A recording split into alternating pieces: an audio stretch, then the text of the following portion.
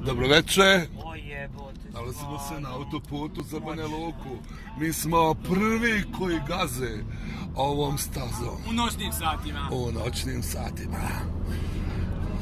Želimo da se svi lepo osjećaju. Za 15 minuta stići ćemo do Prnjavora. Očekuje nas izvanredno lepo vrijeme.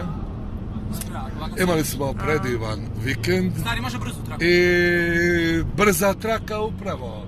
Skrećemo jer moj sin traži brzo. Da vidimo da li ovaj autoput, kome smetam.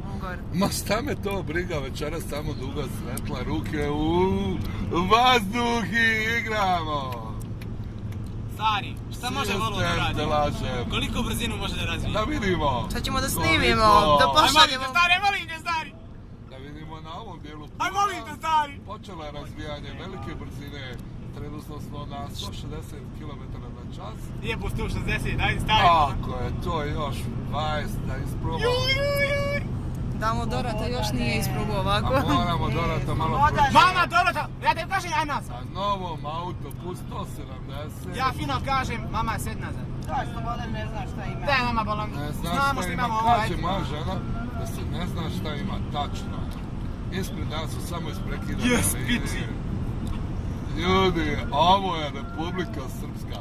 Ovo je taj 9. januar. Ja za danas 11. septembar, ali dobro. Ali 9. januar u srcima svih građana. Ne treba nama memorandum.